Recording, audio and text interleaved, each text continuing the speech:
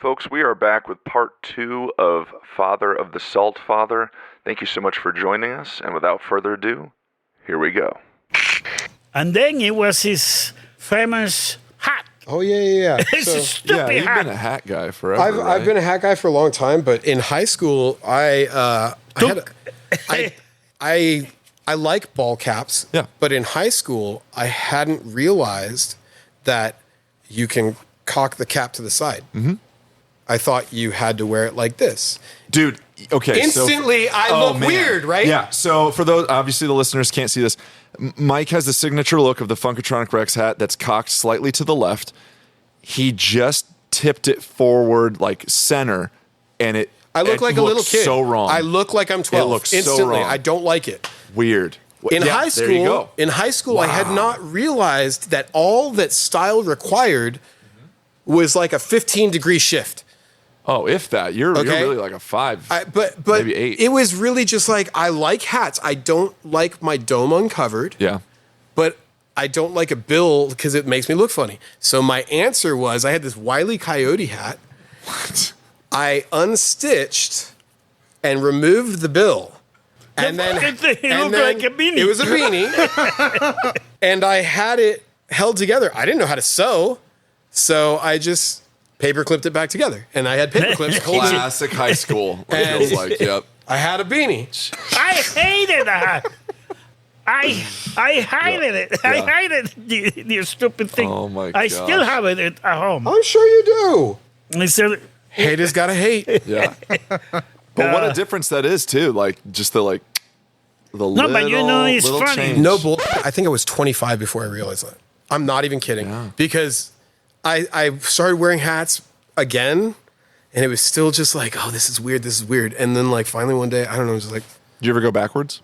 no, that's you're not me. back. That's Alex. I'm not a human Yeah, rogue. that's Alex for sure. So I'm hanging out with Sammy, and he had like a D-backs hat on, and we're sitting there, and he just goes, zoop, and it was instantly like, nope, Sammy, change it back. Go center.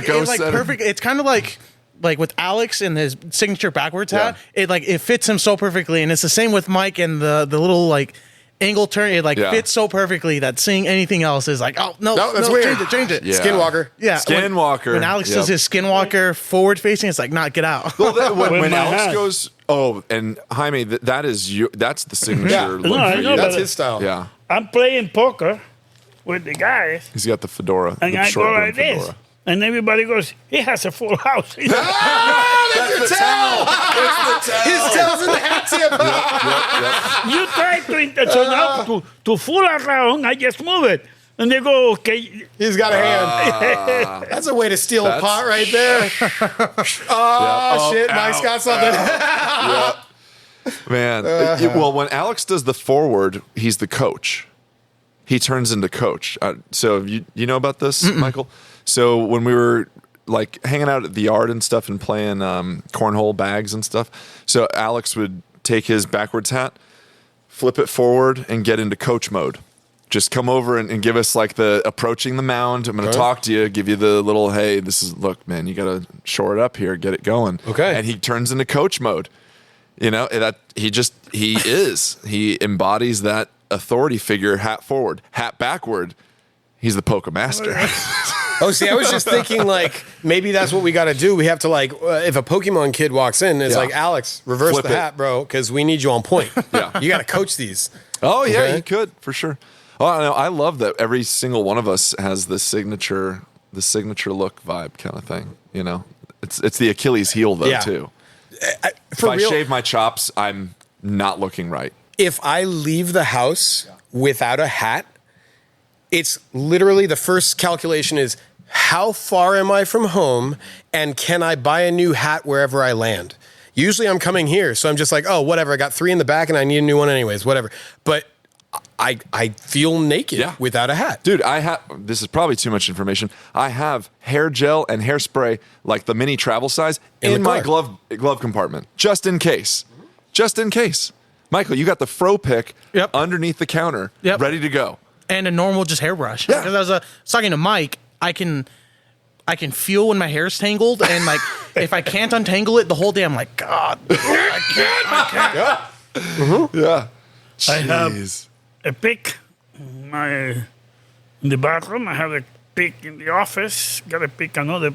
That's the way you do it. That's me with Yeah. lighters. There's just That's smart. You're set on put them every everywhere. location. Just put them everywhere. Yeah. Yeah. That's good. Would we say, let me say this, would rebellious be a good adjective to put on Mike as a kid? I don't think that's a strong enough word. Was he rebellious? No, when he was after was high when he school. got 15, I was a 17, 17. He's Yeah. a pain in the ass. Yeah. Before he was okay. I was a nice kid. Okay. But when he got High school.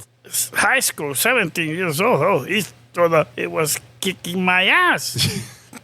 We're not going to get into the Mustang incident. Well, okay. We don't need to talk about Bruno. We don't talk about Bruno. So then getting into adulthood, seeing Mike begin the store, conceptualize Funkatronic Rex, and it now celebrating 7 years. If we go back 7 to 8 years, him bringing this idea to the table. I'm proud of him doing, being able to keep it up, and Yeah. and I think that the most difficult is the first 5 years. The first 5 years are tough. Yes. After the 5 years, you start easing up a little bit. Now, I don't give a crap if somebody don't like it. You've been established by that point. Is that kind of what you're saying, the 5-year mark? I Yeah. think by 5 years, you've figured out.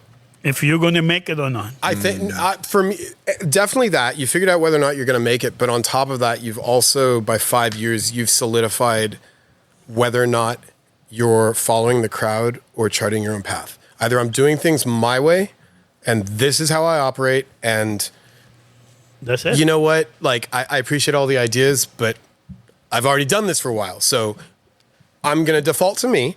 And there's a certain security that comes with that, and like a certain comfort with like, we still have room to grow. We still have things to tighten up and ways that we can get better. But I no longer have the doubts of, Starting. am I doing this right enough to just make it? No, we've made it in that we're not closing tomorrow. At this point, we would have to actively screw up Yeah. to Big ruin time, what yeah. we've created. That's a huge milestone, because for those first 5 years, you're just like, man, I hope I don't screw up. I hope I don't screw up. I hope I don't screw up, because even the slightest screw up can really cost you. Yeah. And I've had a couple of those. We all have, now I'm not so worried about the screw ups because I can afford it a little bit more. Yeah.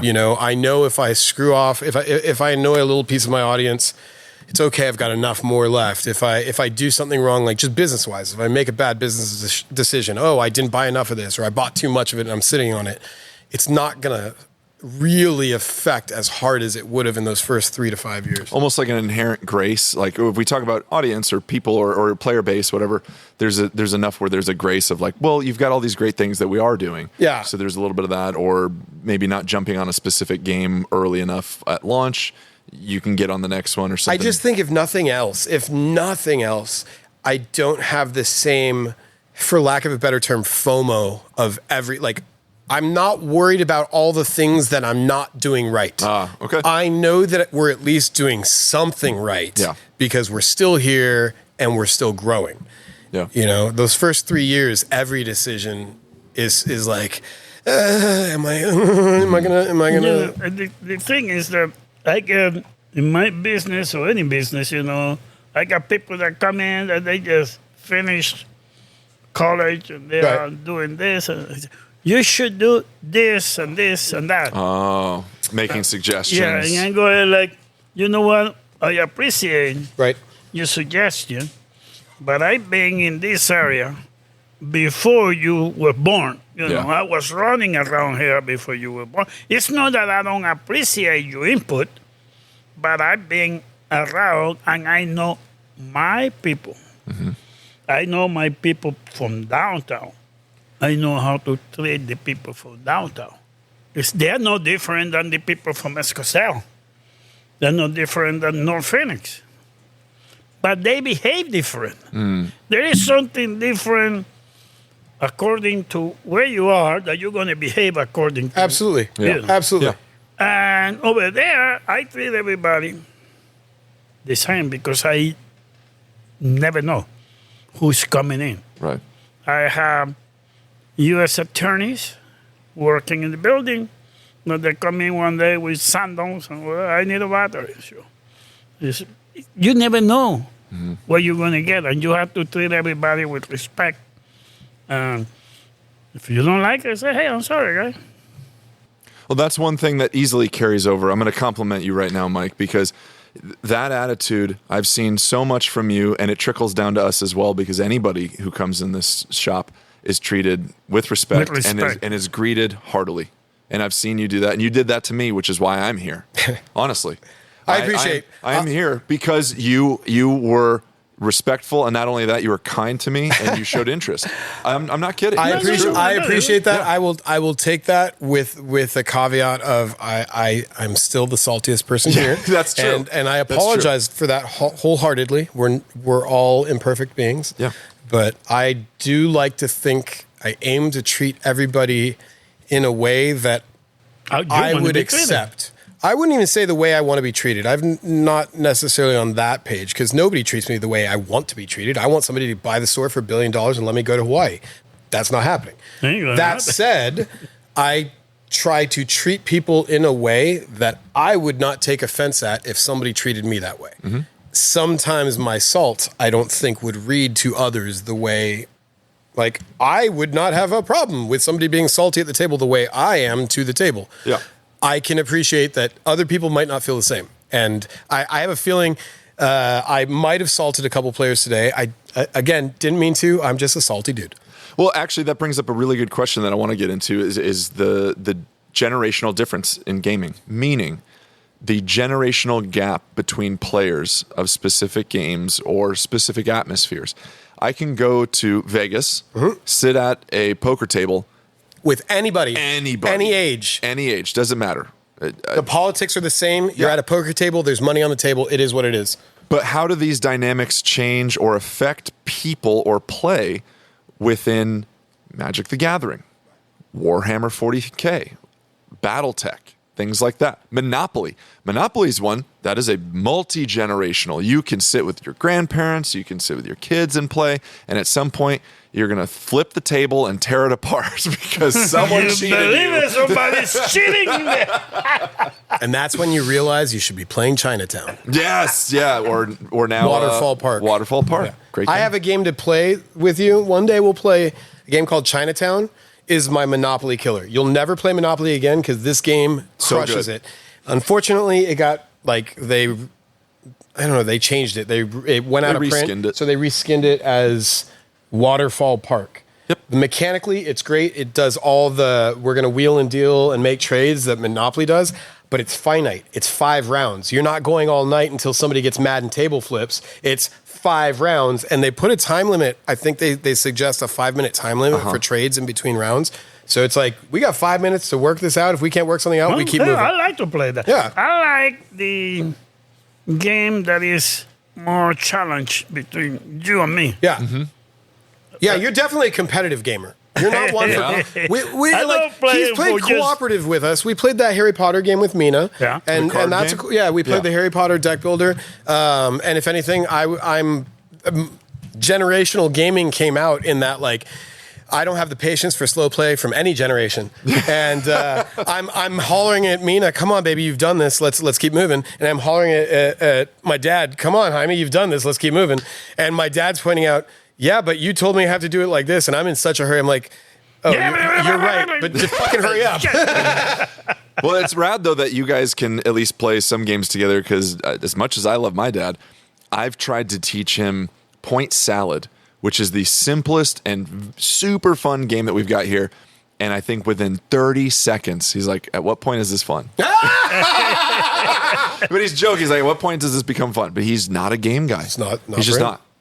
I'm a gamer if there is a challenge. You challenge me. Yeah.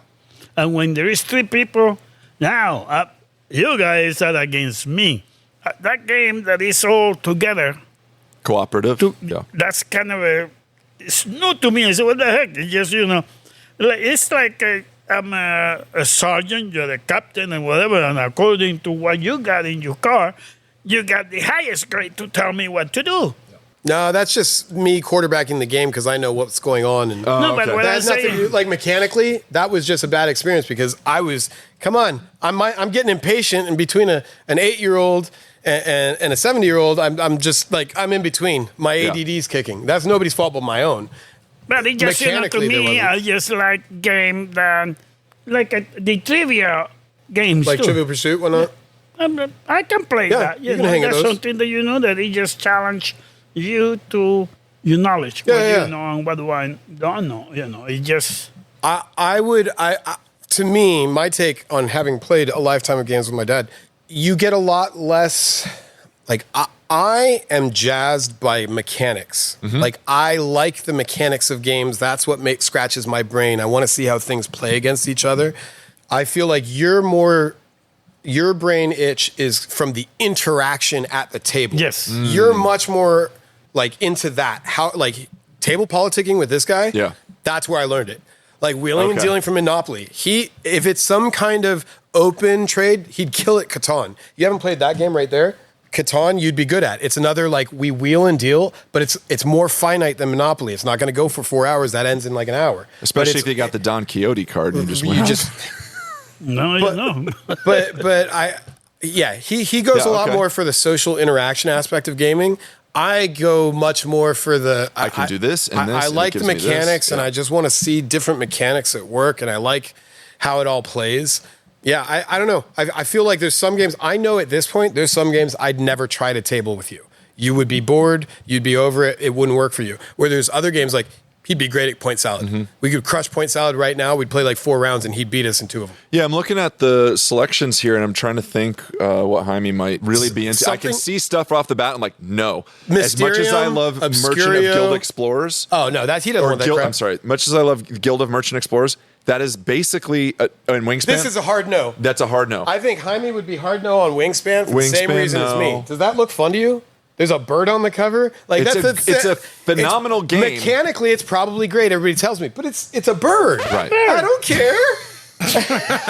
Now, hang on. I not the table interaction and stuff, but I think multi-generationally, Dixit. Disney Dixit would be he would- fun at our house. yes, he would dig that. Like we'll play that one with Mina, and I think we did. We played Disney Dixit when we were up in Flagstaff. We played Quacks, as much as I love that game. Quacks. He was good at. Oh, really? Oh, I was gonna Mechanically, say- there's a lot going on. Okay. But the press your luck mechanic. Quacks was yeah. the one where we're reaching into the bag and pulling out the tokens. yeah. That was a fun Quacks of game. Quedlinburg. Because it's got a gambling aspect. Press your luck. Let's go. then I can move my hat. Ticket to Ride, maybe. I feel like like we could both play that because mechanically it's simple. Simple. But I feel like Ticket to Ride trains, that's as boring as birds to me. Like, but I feel like equally if I should, but Risk, that's Yeah. another game we played plenty of. Oh, yeah. man. Sure. We can Risk. Then all on day another long. level, it's mechanically very difficult, but Game of Thrones, the board game, He'd be good at that. He would be so good. Mechanically, it would be like a long game because both of us are like, but the table talk, Oh, he'd be great phenomenal. at it. Great at it. Yeah. A funny story though, just about Ticket to Ride. Like I make fun of this game all the time, just the way I make fun of Catan as well. But I came in the other night and I sat down to play Ticket to Ride because it was what they had out, and I was like, "Fine, I'll be your fourth." Train games. And I had so much fun. I had so much fun, and I make fun of this game all the time because it's a train game. I It's don't got want to play train 15 games, million copies sold, but it's so They're good. Like, I'm sorry, but that's competing on a Monopoly level. Yes, that's it's a a new. good- That's a so good. new classic. That's up there with Catan. Yeah. I have to tip my hat to Ticket to Ride. Yeah. I just have no interest in playing. No. Like now you put those trains in space, shuttling Tiberium Lasers. ore with There's just lasers on them. lasers. I'm in. Let's Yeah. go, baby. Yeah. But like, I need something. Yeah. I need some outer space. Makes everything better. Well, I think there's a lot of great board games that would be multi-generational and card games that would work really well. And so let me ask, this is a question I have on my list for you. What visually in the store draws your eye and you go, I would play that just based on looks alone? A lot of options. A lot. A lot of options. Got a lot of What options is here. El Grande? El Grande, I think you'd be good at. That's another politicking Risk style board control. Which one is this? El Grande? I don't see right it. here. Oh, yeah. You'd like this game. Like it's a solid, legit game. I played it with Paul a couple times. It's good and it's thinky. It's thinky the way you'd like it. Politics and Beep beep. It's dark already. You talk too much, bro. Your back's been facing the windows. Yeah. But yeah, that's actually a game. That's a good call. That's one that makes sense. Okay. Boom. Well, next time There we go. try it. El Grande. We'll take this home with us. So I'm gonna keep cruising on the questions here. Then now this is gonna be a little bit of we're gonna test a little bit of what you do know as far as specific games that we play. So let me ask you this: what does it mean, or what do you think it means to tap a land in Magic the Gathering? You own it. You said it's own mine. it. Yeah.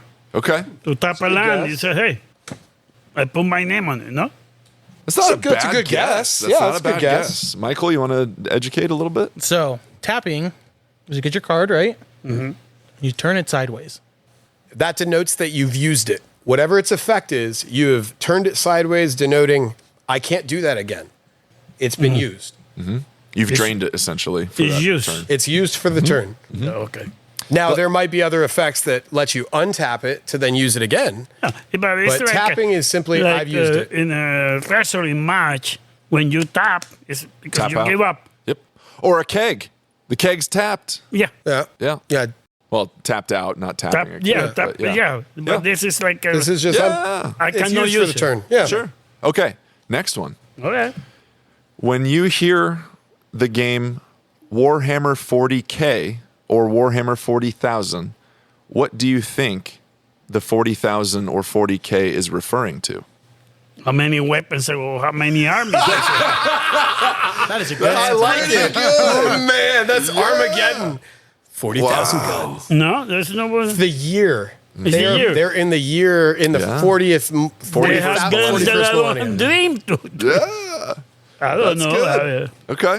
See, that's why Yeah. outside looking in, Yeah, there's some I stuff. see. That's one of the most popular games Mm-hmm. that is available. And that's what we're sitting on right now is these tables, utilizes these tables, Warhammer 40K and Age of Sigmar.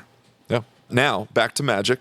When I say Wooburg, what do you think that means? Wooburg. It's a bird. It's a Wingspan somebody. expansion. The name of somebody. I feel like any guess is worth it on this because no one's gonna know if you don't know if you don't Magic. play, if you don't Yeah. know Magic, even if you do play, you might not Right, know that yeah. reference. I don't know what it is. Wooburg. Mike, what do you got? Wooburg refers to the color pie in the game: white, blue, black, red, green, and they use a U instead of a B for blue because black also exists. So Wooburg refers to, in order, white, blue, black, red, green. So if somebody tells you to put that in Wooburg, they're saying sort the cards out. I send them color in a order. taxi. There you go. I got him a Wooburg. Oh, that's the best answer right there. There it is. That's the best. Oh, my man. gosh. I don't know if it gets better than that, but No. I've got here. So we've got Lorcana in front of us. This Disney Lorcana, right?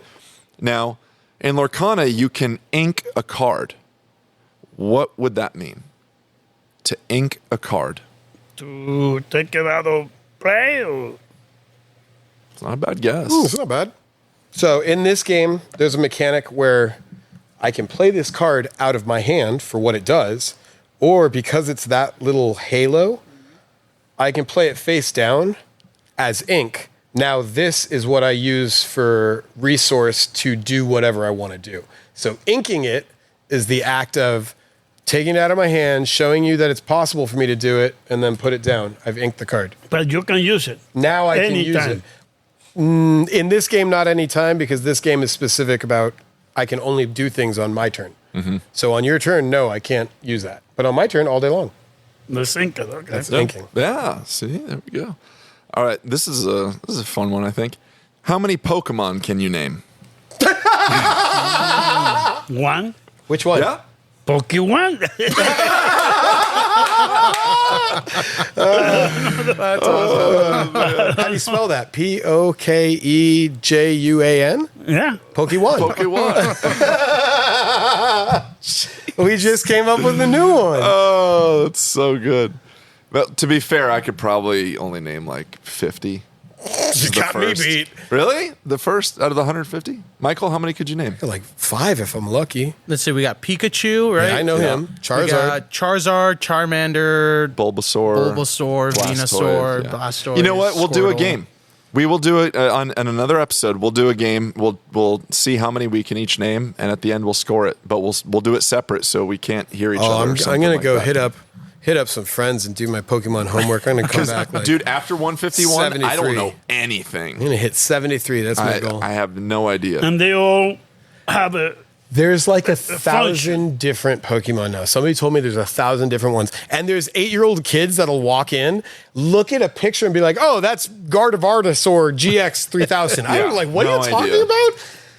For real. Yep. Like those monsters on that sign, I'll have a 6-year-old, 7-year-old kid what they are, walk in. They're pocket pocket monsters, bro. Yeah. Some kid, 6, 7 years old, will walk in and know every single one of those and still not be able to read the card. Right. Like It's like the new dinosaurs. Fascinating, yeah. Yeah, it's like when we were growing up as dinosaurs kind of thing. Do you have any questions for us? Ooh. Do you have any questions for us as far as games go or anything like that? Confusion? Not really. No? I mean, I enjoy Why the hell the do we do game, this? But there's too many names. Yeah. It's fair. And the cards, like you mentioned, the text is very small, so it does make it difficult Yeah. to read. If Yeah. it was a little bit bigger, maybe, But I guess you have to be like this, and then you put a magnifying glass. They should make like a text-to-speech No, device, it's not- right? You it's not scan the so- card and it reads it for you. It's not so much the print, it's the light. Oh, and there's a glare if you've got them Yeah, sleeved. yeah. Yeah, that's good. Well, that's basically all I've got set. I think that's a crazy main topic that we had, and I loved it. I feel like I got a lot of insight on you, Mike, and where you come from, and where Mike as a kid a little bit too. Yeah, No, he Really was just- okay as a kid, yeah, it was high school where I turned into that. In high school, he became a monster. Well, I think we all have, man. pocket monster. I got grounded for 6 months in high school because I got a tattoo. I was 17. I got my first tattoo. He Yep. got a tattoo. I shaved my fucking head. Yeah, Come 17 years on. old. I went and got my first tattoo. I got a and- tattoo Yeah. when I was, 40, because this shithead goes, you said that you're going to get a tattoo. I have to get a tattoo. Yeah. I got him a tattoo. There you go. We've got matching tattoos. Love it. Michael, anything? No?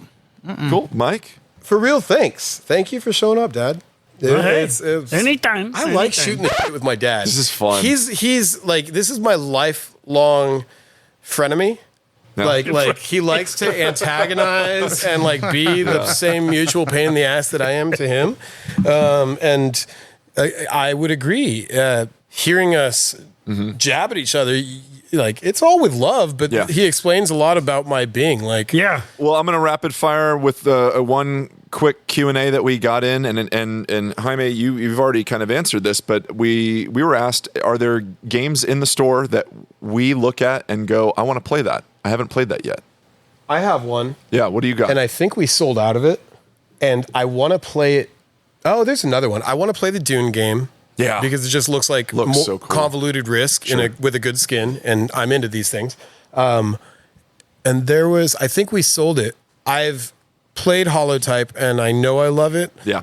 Dinosaur World or Park. Oh, both of them yeah. look really pretty. Like the production design of the box and like I've seen the components on the table. It looks gorgeous and like, oh, I want to play that. But I also can just kind of sense this is way too busy and I will get annoyed by the mechanical overload and I can tell I do not want to read the instructions for that. So whoever wants me to play Dinosaur or anything, Yeah. you have to teach. But this it looks cool. Is this the same one with like the heavy box? Yeah, it was Yeah, that it's a big big box. box. yeah. It's kind of neon colors. Yeah, right? it's all those neon Like neon. It's beautiful. It's Miami Vice the box. But it's also like its artwork purports to be the board game version of Jurassic Park and Jurassic World. Yes. And that strikes me as cool. Mechanically, it looks too involved and I have a feeling that my attention span will not allow me to like really get into it. But again, if somebody was busting it out and was short one, I'll play. Yeah. That one looks cool. Michael? I like the look of Ankh, Pantheon of Gods, I think is what Yeah. the I I think game is Saul's called. really into that. Yeah, on the table, that game looks gorgeous too. Yeah. I think my biggest like drawing factor is there's minis. Yeah. And it's like, oh, cool. And it's like Egyptian god minis and, you know, Cool. looks cool. Very cool. That's cool, mini or not, right? I know it's Asmodee. I don't know. Was it? It's cool mini or not? Yeah. Wow. Cool. Yeah. We should definitely check that out. I know Saul's got that with some of the expansions, I think. So we should try that. I'm going to jump into Battletech, I think, at some point. I need to play it. Good answer. I honestly, I've been staring at it more and more. Good And answer. I bought minis, then I traded them in years ago. And now I'm like, you know what? Mike, Alex, teach me. I want to play. I want to try it. So I think that's the next. So I do have to say this on the heels of that question. yeah. I feel like a lot of the time, though, some of the games that have the best cover art and really like, ooh, I want to crack that. That looks good. Also lead to some of the biggest disappointment. Yeah. I've had that happen multiple times, and more than I can say it to be true about books. Don't judge a game by its cover.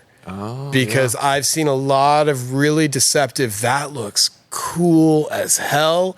And then you crack that box and it's like, what the? I don't want This to play is this. dumb. Yeah, like I'm over it. So yeah, And vice versa, too. absolutely. There's some boring looking games. Quacks of Quedlinburg Yeah. is the antithesis in that it is the game that to me looks lame, and yet I will play that Super till fun. I'm 80. That game is rad. I like super satisfying. Yeah. Yeah. That's a good one. That might be another topic we'll discuss. You know, Deceptive box art. there it is. Boom. There it is. Summed it up. Oh, 3 I words. love it. Well, thank you guys. Thank you, Michael, for being thank here. you. Mike, Jaime, thank you so much for being our guest. We really appreciate it and sharing your boy with us here. So, well, thank you, listeners. Again, You just have to keep him in line. yeah. Well, we really appreciate you guys listening to us. And again, we've got all the social media stuff. We've got Patreon. We've got our Funkatronic Rex website, of course. Get at us at shop@funkatronicrex.com. Shoot us a question on some topics we've had before or something you'd want to hear maybe in a future episode. I've got some fantastic plans for future stuff coming up, and we are looking good. Sitting at 700 downloads right now as of today. So thank you guys very much. Indeed. Thank you. Big ups to you. Thank you all. Okay, guys. Thank you. We'll catch you on the next one. Okay. Go D-backs. Go D-backs. Get back. Thank you for listening to the Funkatronic Rex podcast. You can find more of the funk at funkatronicrex.com, Facebook, Instagram, and Discord. If you'd like to support us and the shop, please join us on Patreon by becoming a patron of the funk. If you're in the Phoenix area, please swing by. Come check us out. We would love to meet you and get a game in. You can also reach us by sending an email to shop@funkatronicrex.com. Stay up, stay true, and don't forget, stay funky.